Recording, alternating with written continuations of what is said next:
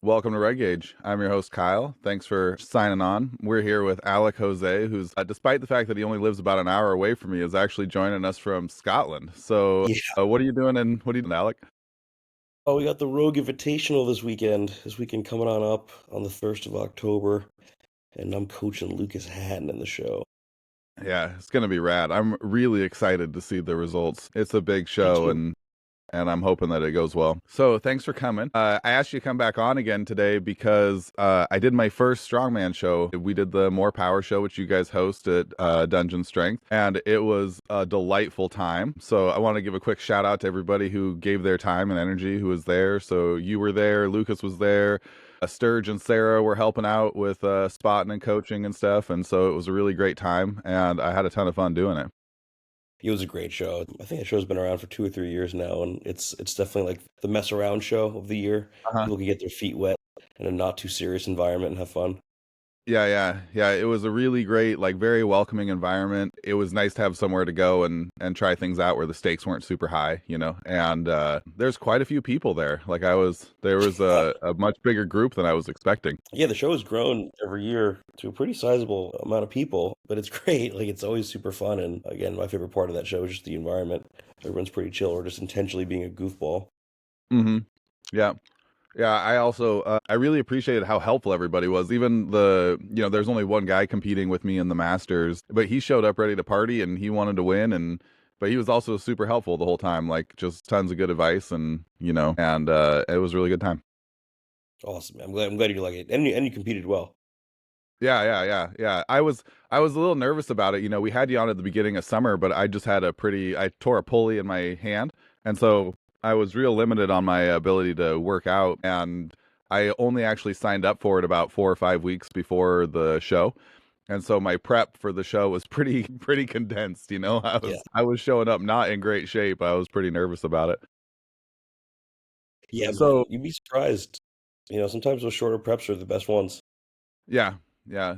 Well, it's just things like I hadn't really done much deadlift since I tore my bicep tendon, and so there's a deadlift for reps, and had to get into shape for holding 550 pounds again and all that kind of stuff. And it was a sprint, you know. Yeah.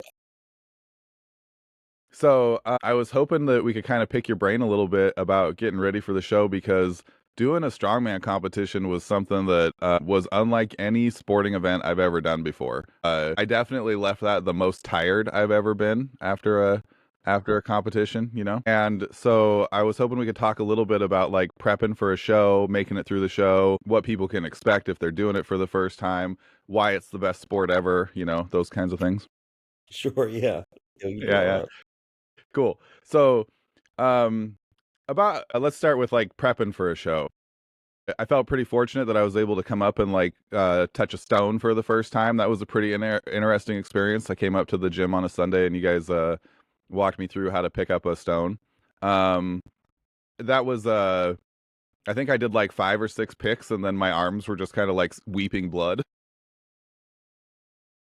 Yeah, I mean, generally speaking, prepping for a show, a couple things will help out. One, if you can even find a strongman gym, that's number one. It's incredibly useful if you happen to have one. Even if it's an hour or so away, if you go there at least, let's say 2 or 3 times in a 6 to 8 week period prior to a show, that makes such a huge difference. Yeah, yeah, And when yeah. you're doing events like zones, having someone around you that knows what they're doing helps a lot because then you might learn slightly different techniques. You learn how to tape your forearms to avoid bleeding if you tend to get beat up in the forearms a lot. There's like a lot of little things that you pick up just being in an environment which a strongman gym has, and you'll Hmm. probably meet a coach or something that will just help you out, usually for free. If you're just there a couple times, you know what I mean. It's not a big deal. Yeah, yeah. How long out from a show do you usually try to get your athletes to be like pretty focused on doing some version of the events, where they're going to be trying to get real close to show competition setting, Sure. Well, it's different. Like the athletes that I coach versus the athletes that might get the most out of this podcast are two Mhm. different Right, groups, right. right? Generally speaking, closer to being novice, I coach someone, the closer to being novice an individual is. I usually have them focus a lot less on the show. Like at that point, you're just trying to be really strong and generally capable across the board, Hmm. whether it be conditioning, maximal strength, endurance-based strength, things like that. So, if someone's a bit closer to being a novice, sometimes only 4 to 6 weeks will I have them prep for a competition where I'll throw in the events similar to that of the show they're competing in, just because I don't think it's that big of a deal to hyper specialize at that point in someone's career. Like generally being strong and generally touching different events throughout a regular training cycle is far more important to me, especially if they're amateurs, which most people are. Most people are amateurs, right? So I would say 6 to 8 weeks or 4 to 6 weeks really is pretty much all that you really need to if you're an amateur touching the events. And if someone's a professional, it's a little more than that because there are a couple things that change it for them. One, the event might be so heavy that it's dangerous to not have 3 months of practice on, right? Maybe it's a Right. considerable amount of weight they're pushing, so they really need to get familiar with the transitions or the positions related to the event. So 3 months is pretty optimal for pros, or frankly, their yearly income might be on the line, so they really want to focus a bit more. So it's two different parties here, two different groups. Yeah, I suppose there's a really big difference between, our heaviest stone, I think was like 295 or 300 or something like that. And you get to some of the competitions where you've got a super yoke or a frame where you're moving with, 1,200 pounds or whatever, right? Like, Or 1400, right? Yeah. yeah, yeah, yeah. Yeah, those are And so those that's are a, things you want to put a little more time into, and that doesn't necessarily mean you do it every week. It just means you build up a little bit longer. mhm. Yeah, yeah, yeah. That makes sense to me. So show day, I brought everything. I had duct tape and super glue. I actually told my wife, I was like, "Can you find me some duct tape and some super glue? Because if I get torn open, I want to be able to finish the show." And she just looked at me and she was like, "What the hell's wrong with you?" I mean, super glue was used at one point to close wounds, so it's not a dumb Yeah, idea. yeah, yeah, yeah, yeah. It happens, you know. If you're there to party, you're there to party, right? Yeah. So, do you have any like staples that you always try to bring with you to a show? Like things that are always really important for you to have when you show up? Yeah, like, some of the most important things you bring, especially I'm assuming if someone's actually an amateur or pro really is you need to bring your food. Like food's a big one that people kind of just slip out on. Like they'll bring like, oh, I brought a couple of bananas. Like, no, you should like you're gonna be there for many hours. So you're gonna have to eat at some point. Whether it might not be as much as you normally do, but you need to bring some food. I really encourage people to bring sugar in the form of liquids, whether it be like a Gatorade or a Gatorade powder that you can make yourself, things like that. Like it's really important to keep your general energy high with food. Besides that, it all kind of comes down to the events. Like you're obviously going to need the basics, like your belts and your deadlift straps and whatever. But if you're doing a show with stones, for example, bringing alcohol spray and some tape for your forearms is really important. And things like that. Or if you're doing a show that has a deadlift ladder versus an axle deadlift, maybe you're bringing a different type of strap. So, it's just looking at the events, looking how long it might take, and then kind of assessing from there. There's just a lot of little things. Is there a best tape for taping your arms for the stones? There Because I've are, and seen I'm people totally not do. going to reveal that on a podcast because I use it for my clients. And I'll gladly tell you later. All right, yeah, cool, cool. That's Yeah, good to know. Yeah, there I is in know. fact some of the best tape you could use. Yeah. Yeah, so I just had some, athletic tape with me, right? And some of the guys were showing me how to put it on, but then by the time I got to the stones, it was already like coming off, and I was like, I don't think that this is the, I don't No, that think that wasn't this the is the tape. jam. Should have. I was No, like, I no. even And thought you like learn that maybe I should. quickly through trial and error. And I mean, I've Yeah, lost a world title before due to poor tape choices, so I got really good at picking really good tape. yeah, yeah. I believe that. I believe that. I was actually, I was wondering if it wasn't better just to go no tape. I mean, you might be a little extra bruised up and a little extra bloodied, Honestly, but in that instance, it probably would have been. It probably would have been Mhm. better. Just because it would have been it's not like you were constantly training with it and your forearms are all beat up anyway, right? Yeah, So in yeah. that instance, I probably would have said, hey, just go with your skin. But once you find a really good tape to train with, at least some people will train with tape for a whole training cycle, then at the show just go skin because, at the end of the day, your skin's never going to come off like tape potentially could, right? Uh-huh. Yeah, yeah, yeah, yeah. At some point, it could become something that's slippery, Yeah, relatively, right? you'll notice it. Like sometimes you'll see even at the pro level events, you'll see someone with their tape will start slipping because of the sweat underneath, and it falls off. And then at that point, your run is over. You can't save it. Mhm. Yeah, yeah. Okay, so when it comes to food, like, are most everybody I talked to about it was like, just bring, simple foods, lots of carbs and salt. Is that kind of your recommendation, or do Yeah, you? I would say you're not going to need to go too protein heavy, Hmm. really at all. So it's mostly going to be carbohydrates, a good amount of salt, and that's pretty much it. And it could be solid foods or it could be liquid foods. I prefer like a ratio of like 70% or 60% liquid.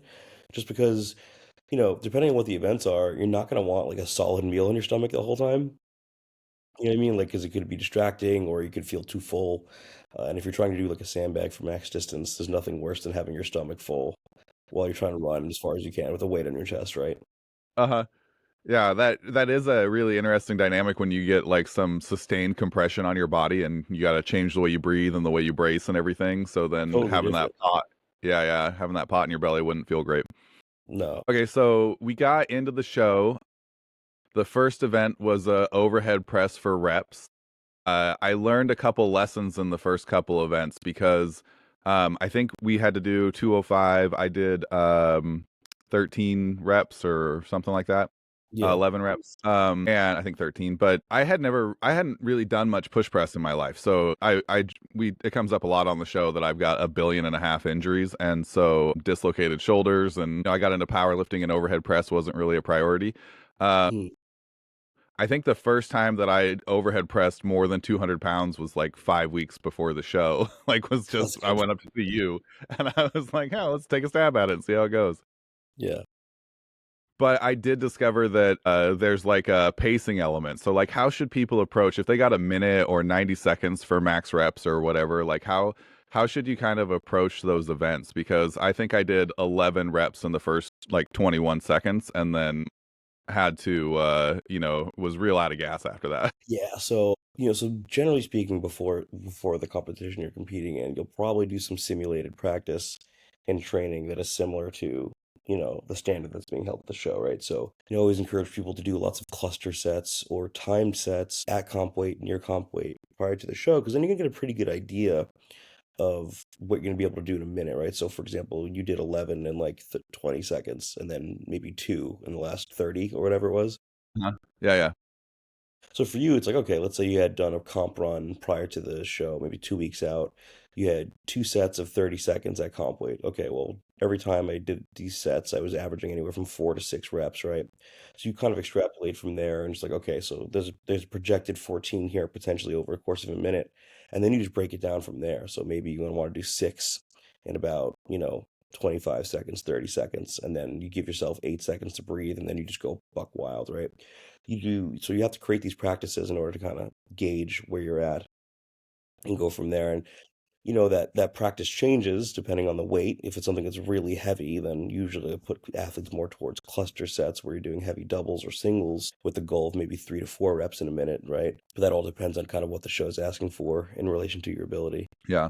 That is a really interesting thing. I went up to the heaviest one I did in training before we got up there was like a 305 or a 315 because I was kind of flirting with the idea of doing the open, Hmm.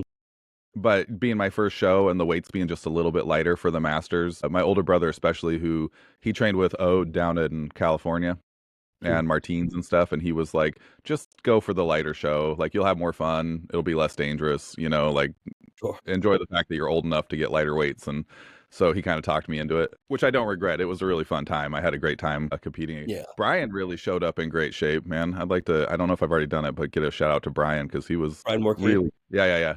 Yeah. Yeah. He did a great job. Yeah.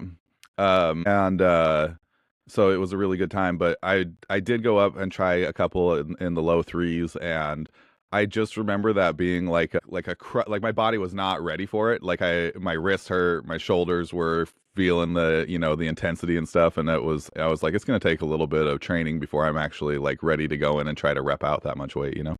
Hmm.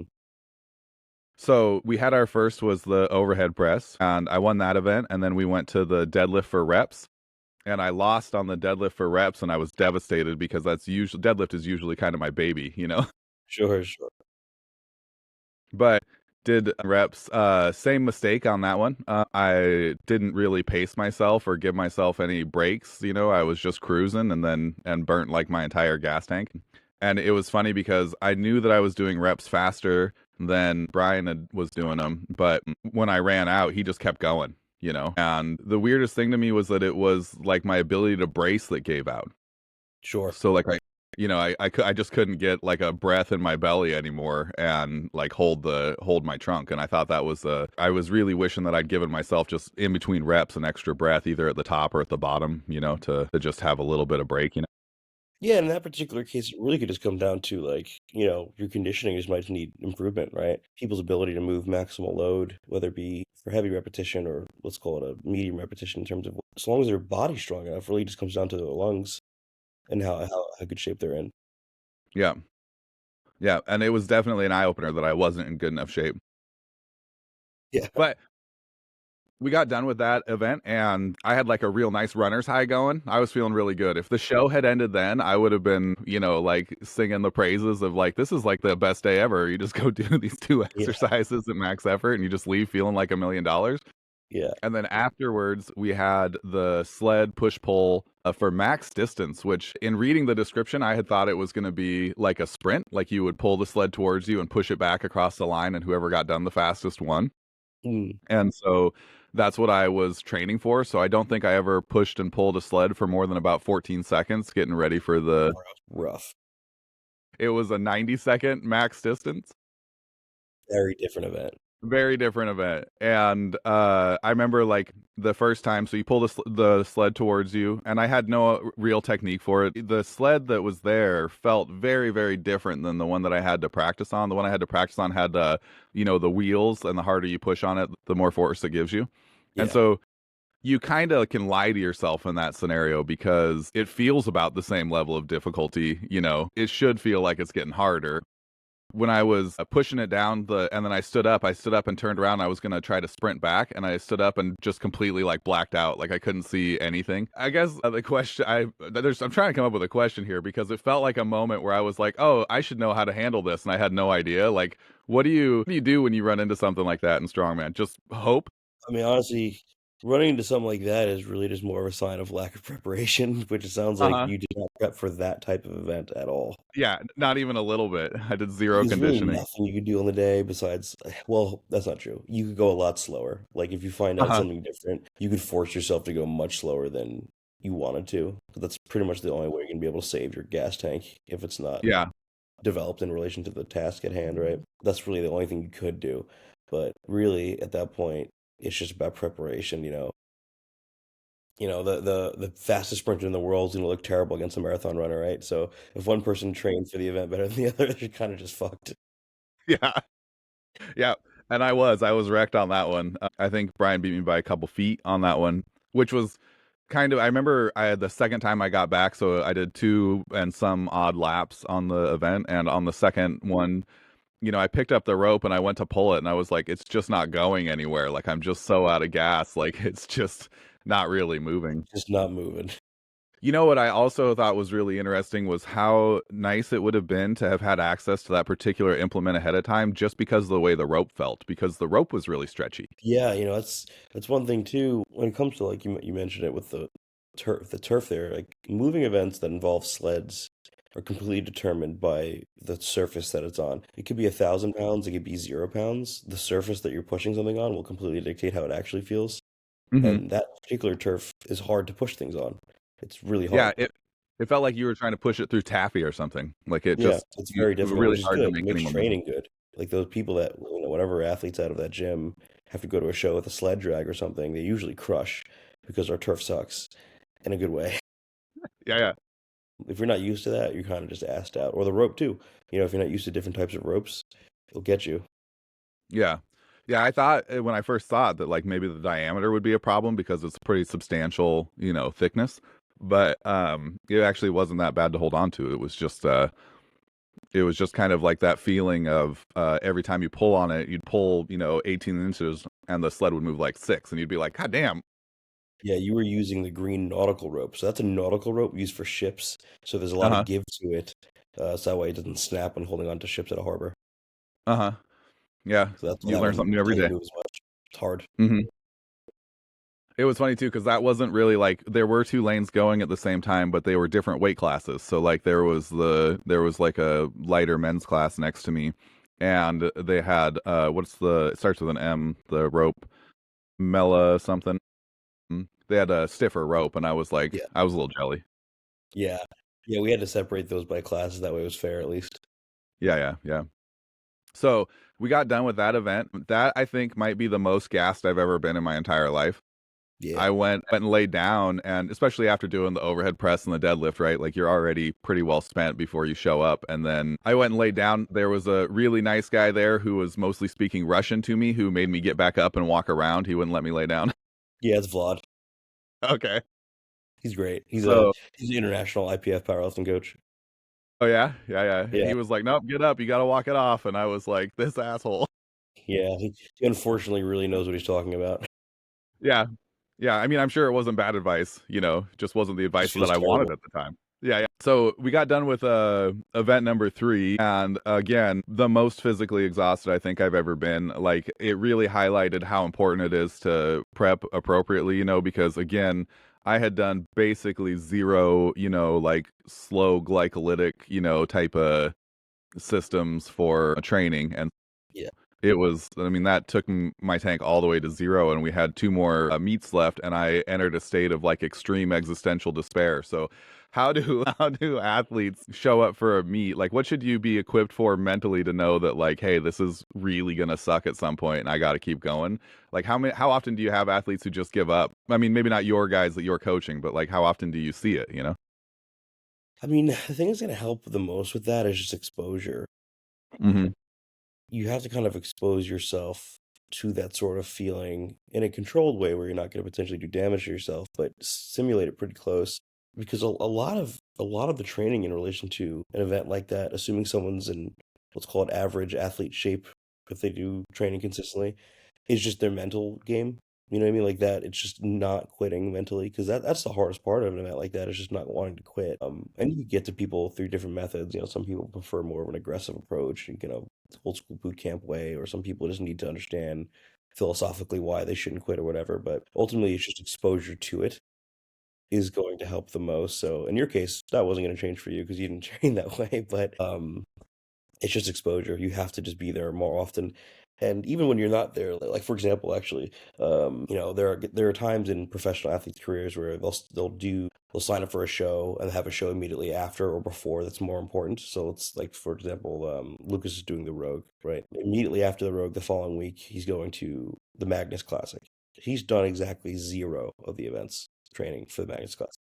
He's been exposed to different types of feelings and events over the years that he knows what to expect. And you kind of just accept it and go into it and you know how to mitigate yourself into getting the most out of you can out of yourself just because he's been exposed to it over the course of 5 years, right? So that's really kind of the thing that's going to help the most, just exposure. Yeah, I was when we were doing it, you have that feeling of your body being like, don't do anymore. Like now it's time to stop, right? I fortunately am kind of a psycho and I really enjoy that. And so Yeah, I some was people like, do. I get to double down. I get 2 more of these still. Don't worry about Yeah. it. Yeah, some people really love those gut-wrenching events, and that's kind of like their specialty, right? That's a whole Uh-huh. type of athlete, which is great because, in my opinion, it's really hard to train mental strength. It's pretty easy to get someone physically strong. Yeah, I've always wondered like now that like going through sports, I think is kind of like, going through school or anything else. Like if you find something that you enjoy or you're good at, you assume everybody else could do it also. And then when you start coaching, you realize like, oh, there's some people who just love this shit. Like there's some people where it's just their jam. Like if you can make them suffer, they're happy. Like you know, if it's time to work, you have to tell them to stop. And you know, I haven't had a huge amount of success in coaching that into people, but it certainly is nice when it shows up. Yeah, it makes certain things much easier, and Hmm. I don't know if it's something you could ever really teach. It's something you can build skill on, but it's hard to Right. truly instill. Yeah, yeah. Okay, so after the push pull and feeling like I was going to die for 15 minutes, I kind of discovered the importance of having a handler or somebody to keep an eye on the show. Yeah. Because I couldn't watch what was going on for about 12 minutes after finishing that event, so you know, I missed everybody else doing things. Yeah. And then we did the power stairs. And so power stairs was a fun event, except like I mentioned, I tore a bicep tendon a couple years ago, and it was really starting to ache by the time we got to power stairs, like after the push press and the sled pull and Sure. push and everything. And so and where the warm up station was, I realized I could do power stairs pretty well if I did a mixed grip. It wasn't super painful. Mhm. And but it was really awkward feeling, like I hadn't practiced it at all. And then one of the things my brother taught me was that when you do the power stairs, if it's a rigid implement, you can like use it to help you get up on the next step, like as a cane kind of, right? And when I had the over under grip, when I went to like pull myself up, it just like twisted, and I was like, okay, well, that's not really going to work great, So it was kind of like a little compromised, but I really like that event. That's a fun event to do the power stairs. It's great, and a lot of gyms and promoters, it's kind of a hard event to throw into shows because you need. I mean, you saw that setup. It's not Huh. every facility can have a giant power stair setup independent of itself for just that one event, right? So it's not often seen in shows, especially local shows. But it's one of the best strongman events, period, I think. Yeah. Yeah. And it was something like it also lends itself really well to like the things that I'm good at because I'm good at picking things up and I'm fast. And so, it was like and I'm tall enough, right? So like it's not hard to get over the next step. I did almost cost myself the victory on the very last step. I caught the lip Yep. and Yeah, I you did. only won that event by about 4/10 of a second. Yeah. Yeah, they'll do it. Because Brian's fast too. Well, he's just practiced. Brian trains at the gym every week. hmm Yeah.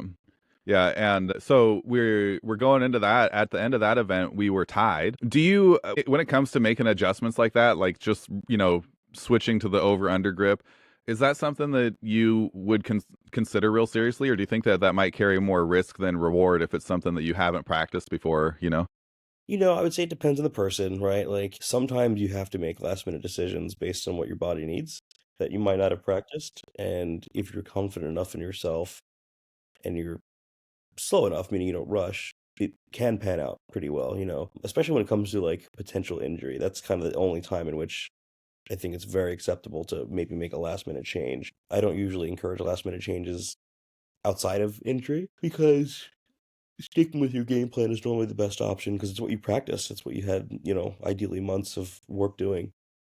Hmm. So yeah, I mean, Yeah. in your case, I think it was a perfectly acceptable reason to change something.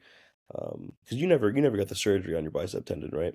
No, yeah, just old school PT stuff. Yeah, yeah. So if you need to make a change, then like, yeah, do it. Like that's especially when it comes to the body. You don't, especially when you're just having fun. Don't mess Hmm. around. Just make sure you don't get hurt. Yeah. Yeah. Yeah, I did actually so one of the nice things about Strongman, right, is that if you win an event, you get to go last on the next event. So Brian had to go first on stones, which turned out to be a huge boon for me because I knew exactly what I needed to do to win and how much time I had and all that kind of stuff, right? And but when I went to warm up with the stone, that bicep tendon did pop. So I went to pick it up and I could feel it, ticking and set the stone back down and it was real sore after that. And I think I just tore a scar. Like it's still there, it didn't go all Mm, the way, but I found a scar and I removed it from the system. okay, I'm glad it didn't fully tear. Yeah, yeah, yeah, me too. That would have been unpleasant. I am back in rehab mode though, which is annoying, but the stones what should a stone feel like? Because I know, and obviously I'm super inexperienced with them. I haven't done them a bunch. I've done real stones all of 2 times, and I bought a 200-pound sandbag to play with, to get some practice in. But I noticed, like, even on the heaviest stone that we did, the pick was really easy. Getting it off the ground was not a challenge, but then actually standing up and getting that extension over the bar was definitely like it was hard, like it was work, and is that what stones just kind of like feel like across your career, or like as you get better at them, does it get to where like the pick it can be the limiting part, or Yeah, it really just depends on where the athlete's strong. Generally speaking, people who are really strong in their back tend to have easier picks, and then if they're not as strong in their legs, standing up, pardon me, standing up can be more difficult. Like for example, for Lucas, an athlete that I coach, he's not as good off the floor. His pick is much harder. His back isn't as strong as his legs, but if it gets in his laps, he will stand anything up. Like yeah. probably damn near any stone he can stand. It's just a matter of if he's going to get it to his lap or not. So it does change depending on where you're strong. But ultimately, that's the goal when you're training stones is to be equally strong in your back and legs. That way, it's kind of like this beautiful seamless this motion here. Hmm. And Yeah. in the beginning, athletes tend to, especially as they're trying to learn how to extend, because extension is not intuitive to everybody. So people will sometimes, usually they'll shoot to their toes much too early. So they'll bridge their hips in, get on their toes, and then lose the ability to stand tall. So they usually Hmm. miss the or sometimes they'll just stand straight up and then mistime their ability to get to their toes. So then they kind of just bridge their hips in and put it over. So it's just learning the equal balance between the two of standing through your whole foot, jumping to your toes while keeping the center of mass of the stone over your center of gravity, which is your hips. And it's just kind of that song and dance. And then, after like I would say after like 6 months to a year, people are usually pretty good, usually. Usually. Yeah, I know when I came up the first time, I tried a heavier stone, and that was the mistake I made. Was getting it to the lap was okay, and then when I went to stand up, I basically just stood straight up, so the stone was in front of me, and then just immediately start going forward, right? Like Right, didn't right. have So that. if you stand straight up in that position, the center of mass of that stone is completely far away from your center of Yeah, gravity. So yeah. then very difficult to hold on to. Yeah, yeah, and significantly more massive than I am. So like I'm not going to win that fight, right? Yeah, Yeah. that just takes time, honestly. And I would say sandbags are a great way to train it, though. If you learn how to just do some sandbag extensions where the Mhm. center of that bag still stays over your hips the whole time and you extend really high to your toes, it translates really well. Yeah. Yeah, and sandbags are brutal, like to pick and lift. Just that little bit of squish makes them feel like they're about 100 times harder to Yeah, move than. I love them. I love 'em. Yeah. Yeah. Yeah, it's a good time. So, I learned how to use tacky. It was my first time ever using tacky. And I had done a Highland Games before where everybody used tacky, but I didn't like it. And I always had strong enough hands that I could like hold on to the implements and stuff. And so I would Hmm. like rub dirt on the handles and stuff. People got all mad at me. And so I'd had the opportunity before, but never done it. And then at the show there, one of the guys was like, "Yeah, yeah, you just take out a handful and then you just smash it and then you put it on your arms and then it's time to party." And I was like, "Okay." Yeah, yeah. I mean, your first show is pretty wild because 90% of amateur shows will never have power stairs or stones, so you have to Uh-huh. experience a lot. Yeah. Yeah, yeah. It was a great time. I really liked it. I kind of wish that the events had been reordered a little bit just because of like by the time I got to Power Stairs, I was like so tired it was hard to go fast. Like I wish that the fast stuff was up front. But like, I just had Sturgeon on and we talked about and Sarah and we talked about going to America's Strongest and they're having to do the sandbag bag over bar, on day 2 after a bunch of events. And I'm like, well, I guess that's just the nature of the beast, right? Yeah. Yeah, it's keg over bar for them. Oh, keg over bar. Yeah. Yeah. Yeah. Uh, Yeah, sometimes it just be that way. yeah. Sometimes it just be that way. For the case of the more power is simply just because we wanted to do all the front events first and then all the back events back Hmm. without having to go too much back and forth. Yeah. Yeah. Because we did what, two in the back and then we did one in the front, then two in the back. Yeah. Yeah. Which is fine. Like you get the order. They're in the same order for everybody. So like a lot of when you're performing, right? Like your technical proficiency will start to go and then your speed will start to go and then last your strength starts to go, right? And so like that's everybody's going to be in the same spot on that continuum, when they're there competing. So it's not like Yeah, it makes it unfair or anything. yeah. So we did the stones. I just had to complete the run to win and so won my first strongman show. Yay. Yay. Yay. But also qualified for Masters Nationals for next year. Yeah, you did. Yeah, or America's Strongest Masters. Got to get the Right, title. that's There's a what it lot of was. titles, right? Yeah, yeah, they separated. It used to be called Masters Nationals. Now it's just America's Strongest Masters because there isn't a pro division, so they just decided to give it its own proper show. Yeah, yeah, yeah. So I am already trying to like get into shape. I went and looked up the numbers and stuff, and I got to be quite a bit stronger than I am now. So here's a Yeah, it's not easy. another question It's for you. not an easy show. No, I think that it looks like there's a lot of people who just wait till they're 40 to start doing strongman, and they're phenomenally strong dudes. Yeah, there's some strong motherfuckers. Like, it's not Yeah. easy. Yeah. So, I mean, I've already looked at the numbers a little bit, but like, how strong does a person need to be to compete for or how strong do you think a person needs to be to compete for the America's Strongest Masters? Like, what do I got to show up at?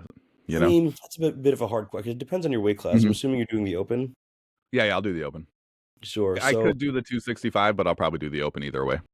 yeah, yeah. I mean, it depends on the class. That's first. And second, there are dudes who could sign up for that show on paper at least who could pull 900 pounds, right? So like Hmm. there's a huge continuum between the guy that can pull 600 and the guy that can pull 900 and they're all allowed to sign up Hmm. as long as they've qualified and like I believe Travis Ortmeyer technically is a master, so like someone like him could Right. sign up if he wanted Right. Right. to.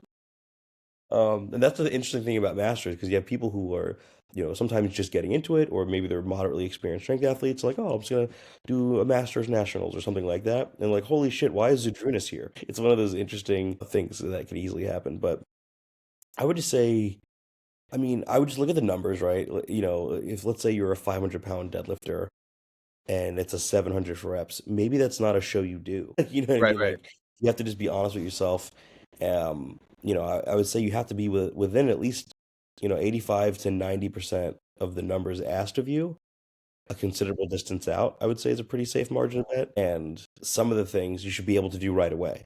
You know what I mean? Where it's not like you shouldn't be unable to do all of the things across the board 12 weeks out because then it's like that's gonna be a rough show, brother. You know what I Huh. mean? Mostly just Yeah. as a form of safety, like, but if there's just a few things that are really hard, or maybe you haven't lifted that number, then I think that's fine. As long as you're within like 80 to 90% of it, then I think it's a Yeah. pretty. I looked at the events and I was like, well, I think that I could accomplish most of these. Like I could finish the events, you know? And Then that's so, fine. yeah, yeah, yeah. And That's then, what I would but tell people too. Like a lot of people won't sign up for a show in that position. They're scared to sign up for shows. They're like, oh well, if I only could do maybe half of the events and the other two would be a PR or something along those lines, they won't do it. It's like, well, no, go do it because training up is the only way that you're going to really push yourself. yeah, yeah. And, So long as you understand, like you might not win, but who cares? uh yeah. And I went to the More Power show not expecting to win. I always expect to win, but that's a personality defect. It's not a representation of reality. Right, You know what I mean? So right. I do. like I knew that like I'm coming into this with 5 weeks of prep and I'm a long ways from being in good shape, like by my own standards. And Sure, so I knew that it was going to be a struggle bus, and if anybody showed up who was really ready to party, then I was going to have a hard time. And I did have a hard time, like Brian put me to the gears. So we went, I won, then he won two, then I won, and then I won the last one. And so, it was dueling banjos for sure. sure. But yeah, I thought, like I can go to a Masters and even if I'm not strong enough to win, like it's still a great show experience. Like I had a really wonderful time, doing it. I think you really enjoy it. They held it this year in Las Vegas, and it was run really well. And the competition looked fun. The events were cool. The equipment was cool. It's definitely a show that you would enjoy. I'm assuming that Strongman Corp and James Steffenbaugh will probably keep it in Vegas again next year, based on what I think is a continuous contract anyway. So it was great. The venue was great. Everything was cool, Yeah. and it's a step Yeah, up. It's a bigger step up. yeah, and I'll have to come over every couple Sundays and learn how to do like a circus dumbbell and Yeah, like I don't have access to a lot of that stuff. I've never done it before, so yeah. it'll A lot be of the guys you'll be competing against, if you decide to do the show, will be training on that equipment every week. So you Mhm. definitely need to expose yourself to it. Yeah, yeah, yeah. I really wish that I lived about an hour closer. Yeah, you're just that perfect distance away where it's kind of a pain in the ass. Yeah. Yeah, yeah, yeah. So I probably will be looking at maybe doing one more show in between. Mm. Do we have any shows in the Pacific Northwest that are really good that I should go to? Like I know Rainier's usually a really good show. Is there Yeah, ones that you'd so recommend? Masters Nationals is usually looking at the calendar here. I want to say it's usually I think it's in September. August or September. Yeah. Yeah, Yeah, August or so I've got September. almost a year. I got like 10 months. Yeah, so August, September. It's a lot of time. Mhm. You know, there's really good chances that the Rainier is going to be earlier in the year this year, potentially April or early May, which would I think give you plenty of time if you want to do the Rainier, for example. But yeah, if you want to do another show in between, something in February or March even would be a pretty good idea for you. Um, I don't know of any off the top of my head, specifically in the Pacific Northwest, but I know within the area of like, Idaho, Washington, Oregon, there's definitely shows within that window. Yeah. Yeah. How often would you stack shows for a client? So like if you got somebody like me who's 41 and like in okay shape, but trying I to don't get train back masters. I into don't like you shape, guys. No, like yeah. I'm just joking. But how often would you recommend competing? You know? Well, it depends on like where they are in their let's call it their athletic career. Someone similar to your position, you're pretty new, so I would say like if I was you, I would be more towards the camp of like training through a show. Hmm. Like, you're gonna stick to your same program that you're on. We're not gonna really deviate too much for this competition. You just happen to be competing at the end of a deload. just so you can go get some experience, and then you're going right back into your training system related to the major goal, which would be Masters Nationals, which you've already qualified for. So I'd probably take that approach, where that way you can go out there and you just expose yourself to different events, pieces of equipment, and more importantly, scenarios. Like you need to experience like, oh, a piece of equipment breaking and the show's delayed by 30 minutes, or oh, this Hmm. person's running away with it until they totally didn't. They botched the last event. Like getting exposed to different situations that will test you is what's really kind of more important than the actual event in of itself. Right, right. Gathering that experience of showing up unprepared for an event and being totally trashed after number three, and like Yeah, having to be like, right. oh, it's two more to go. Right, or knowing what it's like to lose and then come back and win, or knowing what it's like to win and come back and lose. Like, Hmm. there's so many just different little bits of experiences that you can grab from local shows, especially in the beginning, that are just invaluable, and then you can take them to bigger stages. And then you get to the bigger stage, like in your case, will be America's Strongest Masters, and you'll totally fuck something up, and you'll learn a lot from that moment. And then the next year, you don't do that. You know what I mean? Yeah, yeah, yeah. Yeah, I was so this is something that I actually was wanting to pick your brain about, and I'm glad you brought it up. But my brother was there, and he's got a little bit of experience with strongman. He competed once or twice. He trained at a really good strongman gym, the training hall in um, not Venice Beach. Where is it at? Thousand It's in California. Thousand Oaks. Thousand Oaks. Thank you, thank you. And Thousand Oaks, and he was trying to give me advice, and then like once the whistle blew, I found myself almost incapable of making adjustments, Yeah. once I was in the go. Is that something that like you really need to be attentive to? Is that just my problem, or do we just play the way we practice? Like you just are gonna do the thing that you've done. No, once you get really advanced, you're able to start listening on the fly. Hmm. And because a lot of the time people they go too fast simply because they think they have to and they'll fuck up. Like Sarah's actually a good example. Sarah was just on your show. Sarah totally fucked up that last event at America's Strongest Woman because she was going too fast. Yeah. She didn't recognize the environment she was in. She didn't take in consideration that all she needed to do was just finish easily and she would have won the show easily. And because of that, Uh-huh. she broke her foot, right? So Yeah. that's what happens when you just go too fast and you're not listening to or understanding what's going on around you. So it takes a genuine practice to get to that point where you could listen in the moment, right? So for you, like, yeah, of course you're not gonna be able to listen in your first show. You're not gonna hear Yeah. shit. Like you're just like, oh, I gotta go now, and that's everybody. It's like literally everybody in their first show. Yeah, like you get to a point where you could slow things down, even though you're still going pretty quick, and you might be able to take a cue on the fly or last minute adjustment or whatever.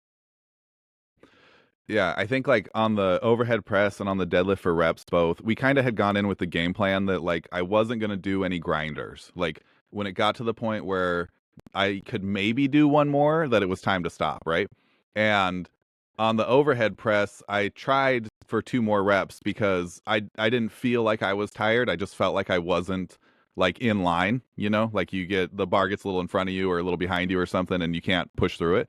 And I know my brother was like, "Dude, I was yelling at you the whole time just to stop," and I was like, I couldn't hear anything. I had no idea what was going on. Yeah, it just takes time. And with certain events, it's a good idea to know when to stop. Like a deadlift, for example, grinding out one more horrible rep is probably not conducive to a successful rest of the show.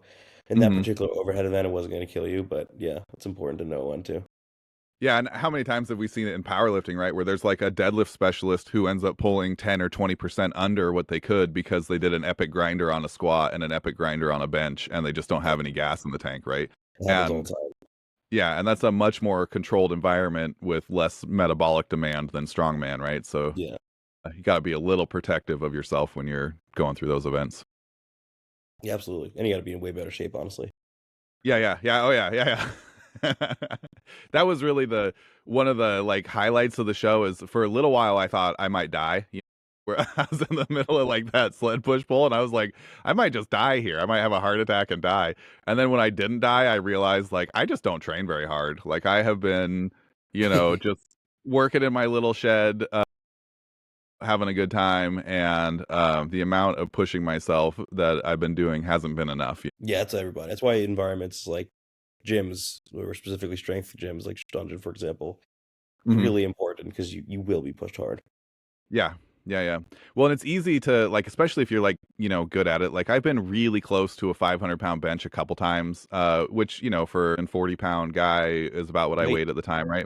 Really good. But that's really all I was doing.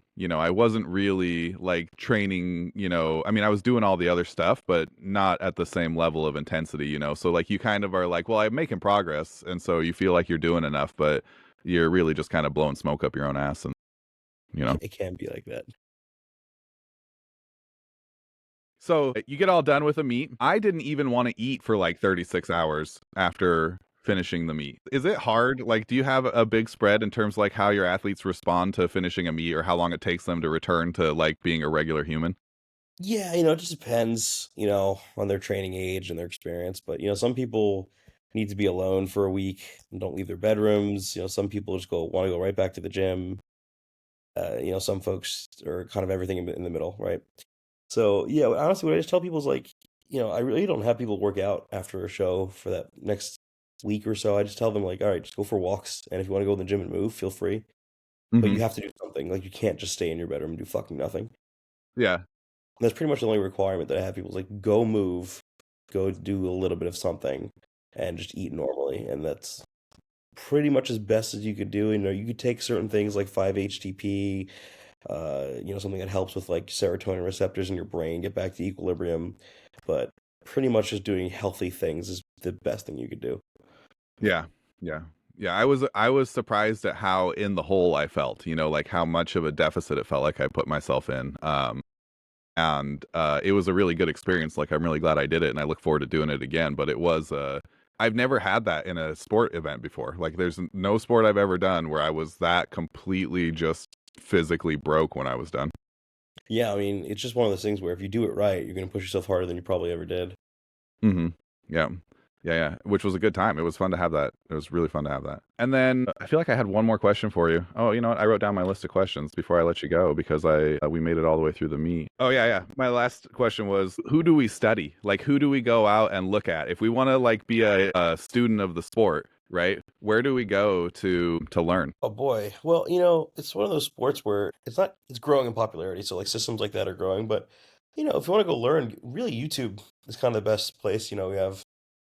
I very occasionally will put out information on my Instagram. You have coaches like Shane Germain who puts things out on his YouTube and his Instagram as well, Shane Reese of MST. And then you have the athletes who putting out information on their YouTube channels predominantly. And I would just say go look at all of them across the board. Whether you think they're smart or not smart or really athletic or not really athletic, there's probably something you can learn. So YouTube seems to be the best place for strongman.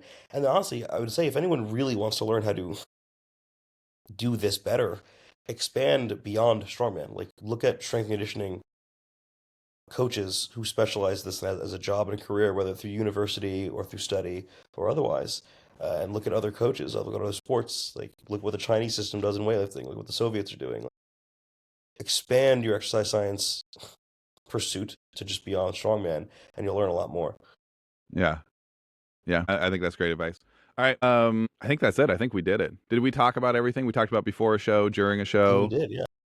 The demands, the recovery afterwards, training sessions a year or shows a year. Yeah, I think we did it. I think we got Yeah, all I'm the. just saying, more importantly, just, have fun. It's not that big of a Yeah. deal. So just have fun and don't quit. Don't quit. Man, wiser words were never spoken. Yeah. Yeah. Yeah. I had a coach who was real big on that kind of mentality. I remember, they just I'm struggling to hold on to the saying that they used to say all the time, but it was basically just like, victory's on the other side of like just really of sucking. Like you just have to Yeah, do it, well, I tell, when I get new athletes, because I get a lot, just based on where I am in my career, I get a lot of athletes that want to go to the highest level of the sport. And a lot of the time it's young people, people in their early 20s and or mid 20s that will reach out to me that have a lot of athletic potential. And I tell them, especially once if they start training well and they even move, like for example, Sturge moved to train with us full time. I tell them like the worst thing you'll ever experience is winning. Winning is awful. Winning is incredibly difficult. It doesn't feel good 98% of the time. It's a miserable experience, and you have to just accept the fact that if you really want to go after this, just understand that winning doesn't feel good. 2% of the time it does when you have that first place trophy. Like that's when it feels good. And it's going to be a really long time before you get there. So to do all the things required to be truly elite and one of the best, you have to just know that it's a process and be obsessed with the process, not the end results, and be okay with it Mhm. sucking for a little bit. That's Yeah, yeah. that's what it's gonna be. Yeah, yeah, that fulfilling the process, loving the process has been every single coach that has been on the show has said the same thing. Like, if you don't love the process, you won't get the results you like. Like Yeah, going to. whatever it is that you're being asked to do, you got to love it. You got to be into it Yeah. full barrel. Yeah, cool. All right, well, thanks so much for coming on again. Where can people find you at? Just Alec Jose on Instagram. I don't do anything on YouTube. I probably should, but just Alec Jose on Instagram for now. Yeah, video production's the whole job. I mean, you pick that up, you won't have I time to just, sleep anymore, I you would know? just have to hire somebody. I don't want to do it. Yeah, I understand. All right. Like, comment, subscribe, share. Really helps out the show a ton. Appreciate you being here. Thank you so much.